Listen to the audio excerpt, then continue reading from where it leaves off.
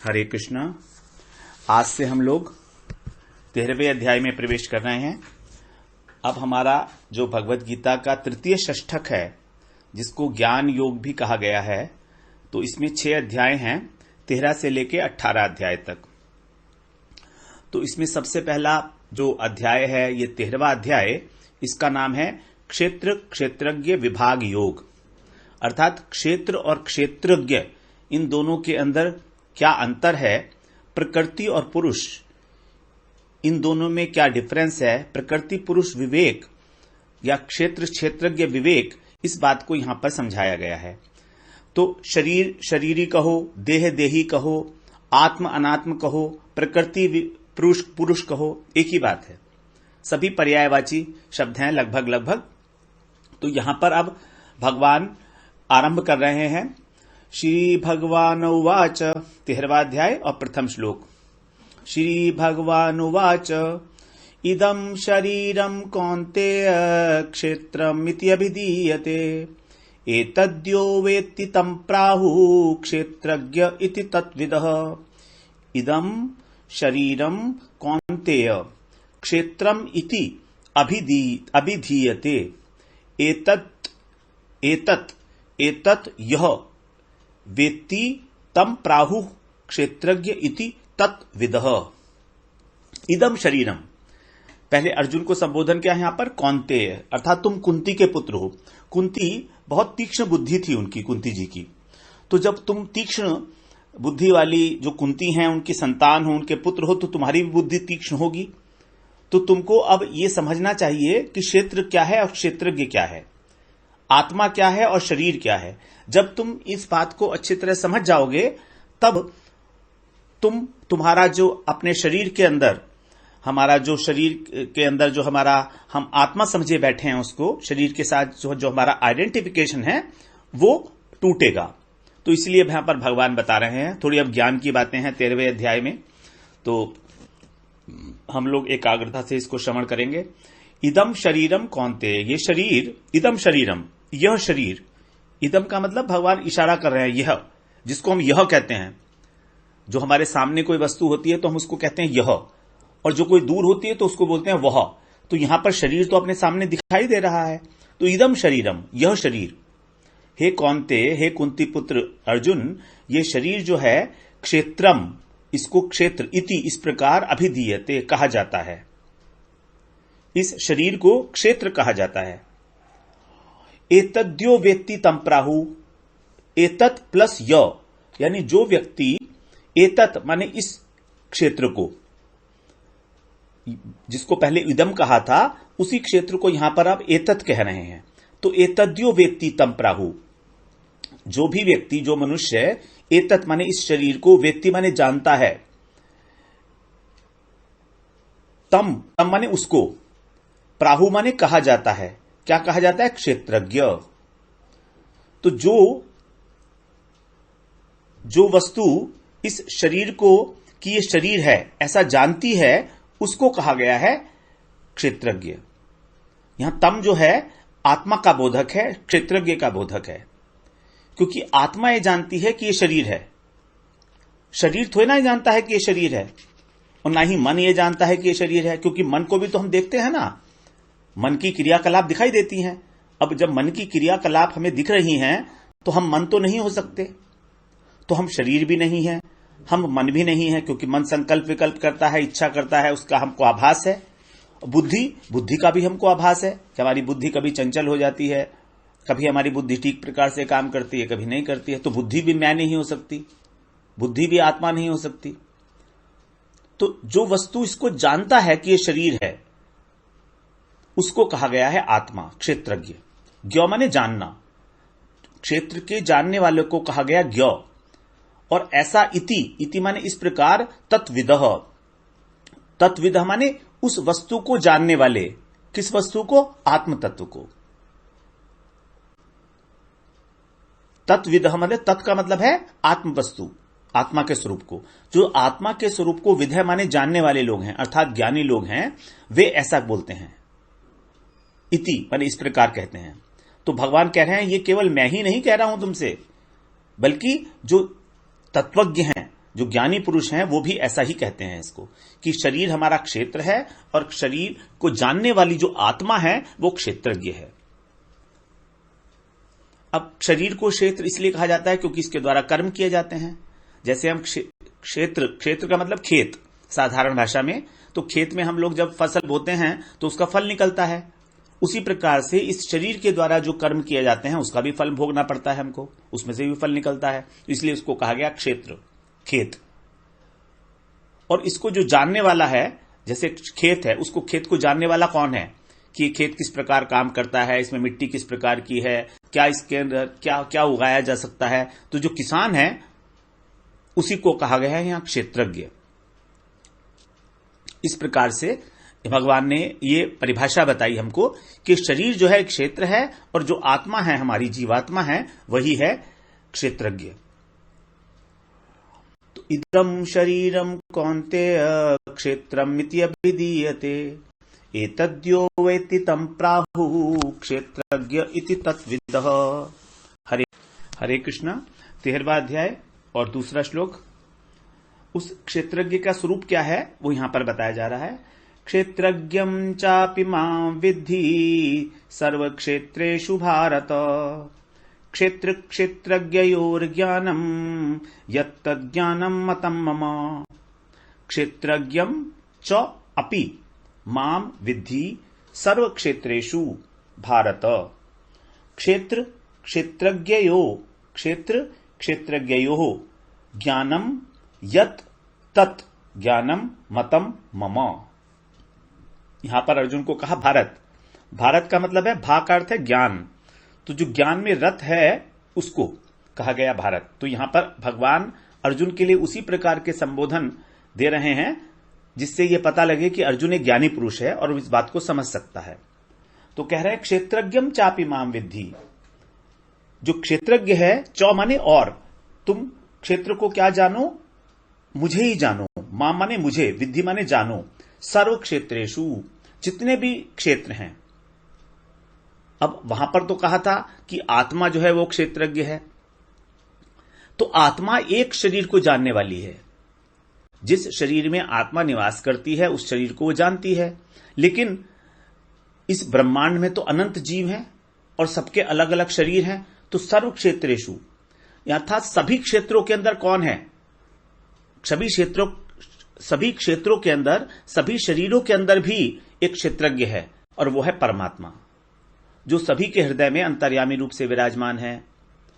तो उसी को कहा क्षेत्रज्ञम, उसको भी क्षेत्रज्ञ ही कहा जाता है। तो क्षेत्रज्ञम च अपि इसलिए लगाया गया कि तुम उसको भी, पहले तो बता दिया कि जो एक क्षेत्र को जानता है वो क्षेत्रज्ञ है, अर्थात जो शरीर को जानता है वो जीवात्मा है, एक शरीर को। और चौमाने और जितने भी शरीर हैं उन सबको जो जानने वाला है वो भी क्षेत्रज्ञ ही कहलाता है, उसको भी क्षेत्रज्ञ कहते हैं, इसलिए कह रहे हैं अपि। तो वो भी क्षेत्रज्ञ। तो आत्मा और परमात्मा दोनों ही हमारे अंदर हैं, आत्मा भी है और परमात्मा भी है। वास्तव में आत्मा परमात्मा का ही तो अंश है, कोई अलग थोड़ी है उनसे। तो वो भी तुम मुझको ही जान, विद्धि माने जानो। क्षेत्र क्षेत्रज्ञयोर ज्ञानम, क्षेत्र और क्षेत्रज्ञ का जो ज्ञान है, यत माने जो ज्ञान है इन दोनों का, यत तत् माने उसको, ज्ञान मानो, उसको ज्ञान समझो, वही ज्ञान है। क्षेत्र और क्षेत्रज्ञ का जिसको ज्ञान है, इन दोनों के अंतर का, जिस ज्ञान के द्वारा यह समझा जाता है कि क्षेत्र क्या है और क्षेत्रज्ञ क्या है, शरीर क्या है, आत्मा क्या है और परमात्मा क्या है, संसार क्या है और परमात्मा क्या है, इन दोनों में क्या अंतर है, क्योंकि एक जड़ तत्व है, चेतन तत्व है। तो इस बात को समझना, यही वास्तव में ज्ञान है, यही मेरा मत है, मतम मम। तो भगवान ने यहां पर दो क्षेत्रज्ञ बताए। पहले श्लोक में बताया आत्मा, जीवात्मा के विषय में, और दूसरे श्लोक में बताया परमात्मा के विषय में। क्षेत्रज्ञं चापि मां विद्धि सर्व क्षेत्रेषु भारत क्षेत्र क्षेत्रज्ञयोर ज्ञानम यत्तज्ज्ञानं मतं मम। हरे कृष्ण। 13वां अध्याय 3रा श्लोक। तत्क्षेत्रम यच्च यादृक् च यद्विकारी यतश्च सचयो यत् प्रभावश्च तत्समासेन मे शृणु। तत्क्षेत्रम यत् च य अद्रक या अद्रक याद्रक च यद विकारी यत च यत सचयो यत प्रभावश्च तत् समासेन में शृणु। यहां पर यत शब्द काफी बार आया है, 4-5 बार आया है यहां पर यत, और तत् भी आया है, तत् 2 बार आया है। तत्क्षेत्रम, तत् माने वह, और यत माने जो, यह, यत माने जो है, दिखाई दे रहा है, तो तत्क्षेत्रम वह क्षेत्र, यत माने जो है, चौ माने और, यादृक, यादृक माने जिस प्रकार का है, वो क्षेत्र जो है और जिस प्रकार का है, जैसा दिखता है, और यद विकारी, और जिन विकारों वाला है, अर्थात उस क्षेत्र के अंदर विकार भी हैं, तो वो विकार क्या क्या हैं, और यतश्च यत, जिससे वो पैदा हुआ है, अर्थात ये शरीर हमारा जो पैदा हुआ है, ये किससे हुआ है? पंच महाभूत से। पंच महाभूत जो हैं वो हमारे उत्पन्न हुए हैं अहंकार से, अहंकार उत्पन्न हुआ है महत तत्व से, महत तत्व उत्पन्न हुआ है प्रकृति से। तो प्रकृति, महत तत्व, ये सभी कुछ भगवान आगे बताएंगे अभी। तो ये जो शरीर है, इस शरीर का बेसिकली जो विज्ञान है, जो ज्ञान है, वो भगवान यहां पर बता रहे हैं। शरीर और आत्मा दोनों का बताएंगे। तो पहले शरीर का बता रहे हैं कि जो क्षेत्र जैसा है, जो दिखता है, जैसा है, और जिस जिस विकार वाला है, और जिस वस्तु से ये उत्पन्न हुआ है, यतश्च यत सचयो यत प्रभावश्च, और दूसरा 100 आया है यहां पर क्षेत्रज्ञ के लिए, और जो दूसरा क्षेत्रज्ञ है आत्मा, वो जो है और जिस प्रभाव वाला है। अब यहां पर आत्मा के लिए ये नहीं कहा कि उत्पन्न होना, जैसे उत्पन्न हुआ है, क्योंकि आत्मा उत्पन्न तो होता ही नहीं है। आत्मा तो है, वो तो शाश्वत है, नित्य है। तो सचयो यत प्रभावश्च, उसका प्रभाव क्या है आत्मा का, कैसे पता लगेगा कि हमारे शरीर में आत्मा है, लक्षण क्या है, वो सब कुछ तत्समासेन में शृणु, वो सब कुछ तू संक्षेप में मुझसे सुनो, मैं बताता हूं अब तुमको। तो यहां पर हम लोगों को आत्म और अनात्म विवेक के बारे में भगवान बताने जा रहे हैं कि शरीर और आत्मा में क्या अंतर है। यदि हम इसको अच्छी तरह समझेंगे, तब हमारा जो देह में इतनी अधिक आसक्ति है, उसकी शिथिल होने की संभावना कुछ बढ़ जाती है। क्योंकि किसी भी बात को समझेंगे नहीं जब तक, तब तक हम उसको अपने जीवन में उतार नहीं सकते। इसीलिए 13वें अध्याय को समझना बहुत आवश्यक है। 7वें अध्याय में भगवान ने जो अपनी प्रकृति बताई थी, परा और अपरा प्रकृति, तो परा प्रकृति, अपरा प्रकृति वही थी भगवान की, जो पंच महाभूत है, मन, बुद्धि, अहंकार इत्यादि अष्टधा, तो वही यहां पर शरीर है। और जो वहां पर परा प्रकृति बताई थी, जीव भूताम या महाबाहो ये यदम धारयते जगत, वही यहां पर जो है क्षेत्रज्ञ है। तो 7वें अध्याय की जो बात थी, उसी को यहां पर अब भगवान आगे, क्योंकि वहां पर तो भक्ति की चर्चा शुरू हो गई, तो वो बात तो रह ही गई, तत्वज्ञान की बात, तो वो यहां पर अब भगवान कर रहे हैं 13वें अध्याय में। तो तत्क्षेत्रम यच्च, देखिए इसको हम प्रोनाउंसिएट कैसे करेंगे, तत्क्षेत्रम यच्च, यच्च, च के ऊपर थोड़ा जोर डालेंगे, 2 च है ना, एक आधा एक बड़ा। तत्क्षेत्रम यच्च यादृक् च, यादृक् आधा का है, यादृक् च यद्विकारी यतश्च यत, यतश्च एक साथ बोलना पड़ेगा इसको हमें, यतश्च यत, ऐसा नहीं बोलेंगे यत शच, ऐसा नहीं। तत्क्षेत्रम यच्च यादृक् च यद्विकारी यतश्च यत सचयो, सचयो एक साथ बोलेंगे, सचयो यत प्रभावश्च तत्समासेन में शृणु। हरे कृष्णा, हरे कृष्णा। 13वां अध्याय और 4वां श्लोक अब बता रहे हैं भगवान। तो जिसको पहले बताया भगवान ने कि शरीर और जीवात्मा, इसको मैं तुम्हें संक्षेप में बताऊंगा। तो इसको कहां कहां पर बताया गया है, पहले किस किस ने इसके बारे में चर्चा की है, वो यहां पर भगवान बता रहे हैं। ऋषिभिर बहुधा गीतम छंदोभिर विविधै पृथक ब्रह्मसूत्र पदश्चैव हेतुमद्भिर्विनिश्चितैः ऋषिभिः बहुधा गीतम् छन्दोभिः विविधैः पृथक् ब्रह्मसूत्र पदश्चैव हेतुमद्भिर्विनिश्चितैः हेतुमद्भिः एक साथ ही पढ़ेंगे इसको, हेतुमद्भिः विनिश्चितैः।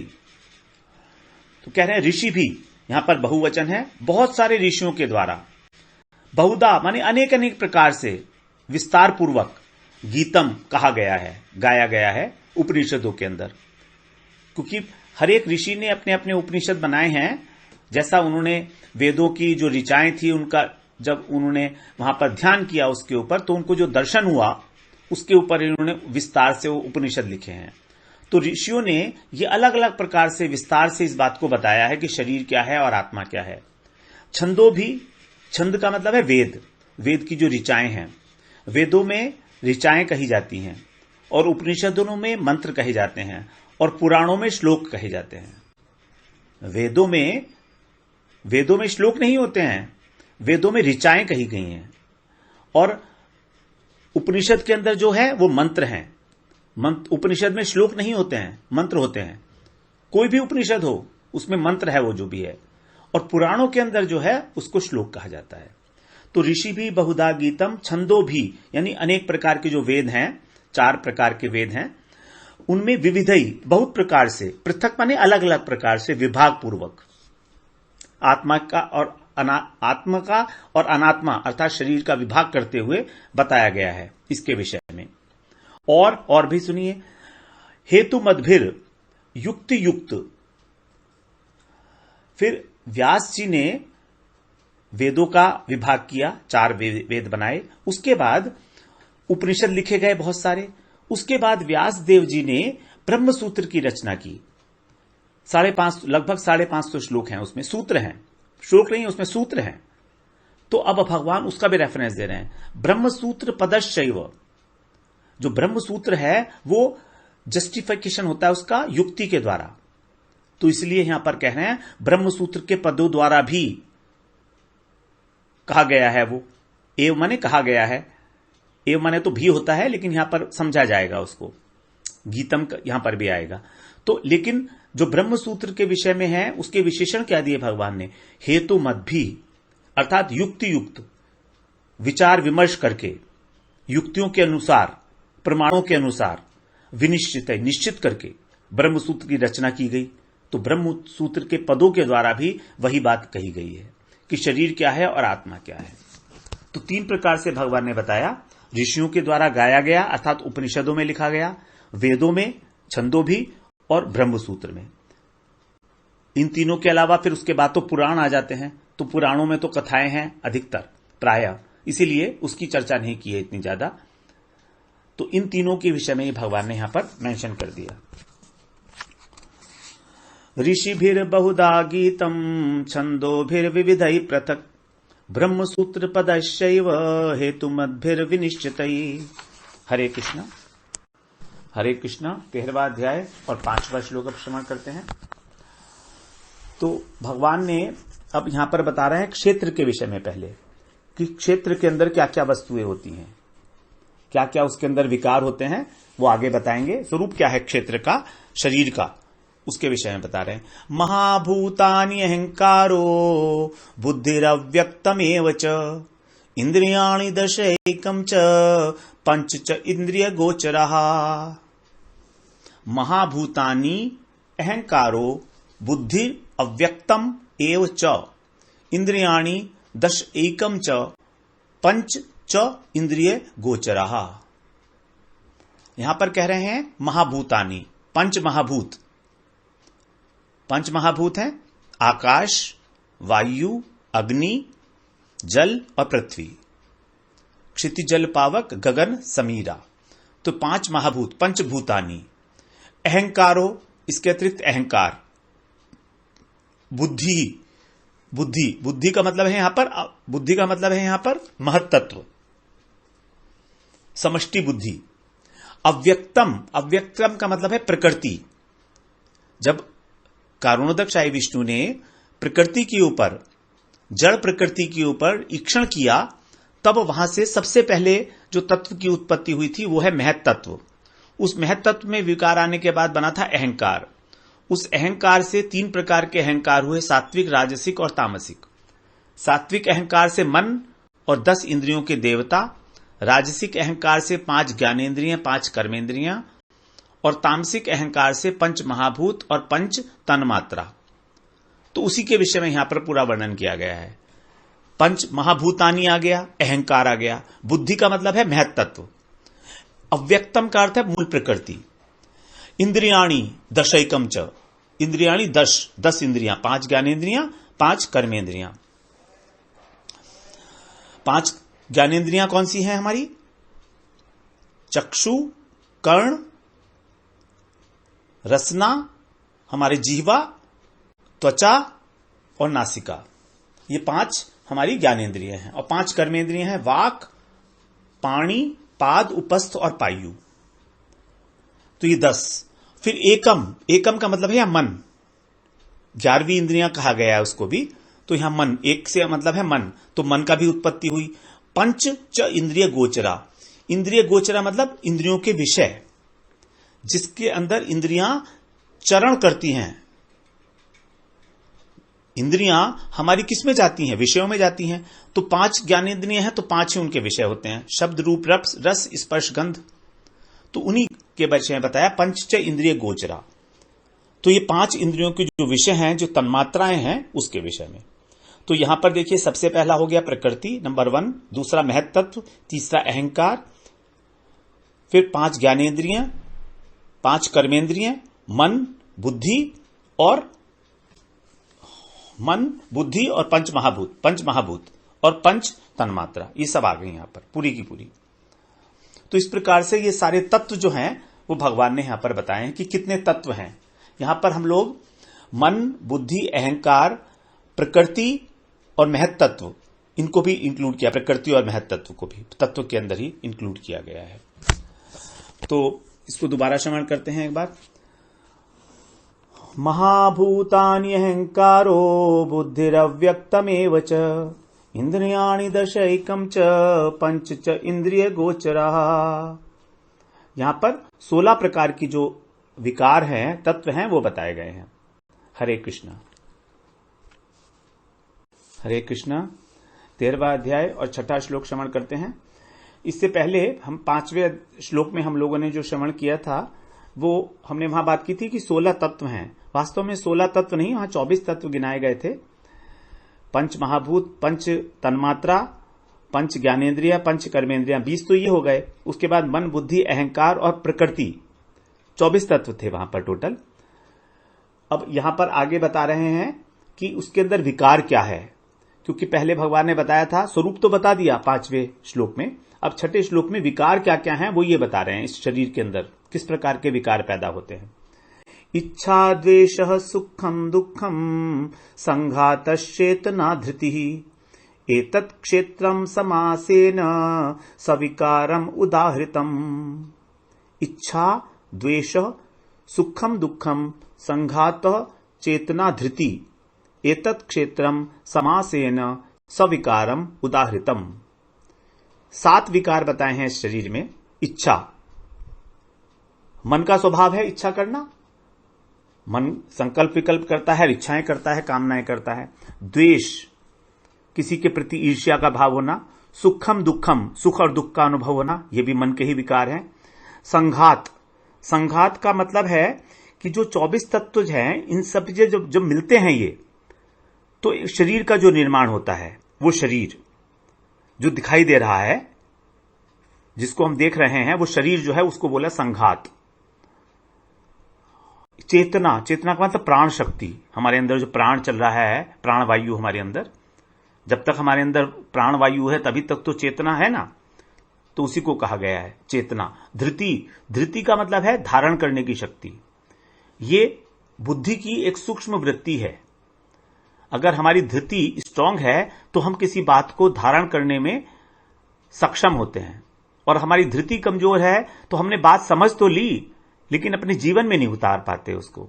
तो जीवन में किसी बात को, किसी आचरण को उतारने के लिए, स्वीकार करने के लिए, अपने आचरण में लाने के लिए प्रैक्टिकल रूप में धृति की आवश्यकता होती है। जब तक धैर्य नहीं है तब तक हम किसी बात को धारण नहीं कर पाएंगे। एतत् क्षेत्रम, एतत् माने यह क्षेत्र जो दिखाई दे रहा है, समासेन माने संक्षेप में, सविकारम विकारों के सहित कहा गया, उदाहृतम कहा गया है। तो भगवान ने यहां पर क्षेत्र के 7 विकार बताए, इच्छा, द्वेष, सुख, दुख, शरीर, चेतना, चेतन शक्ति, प्राणवायु और धृति।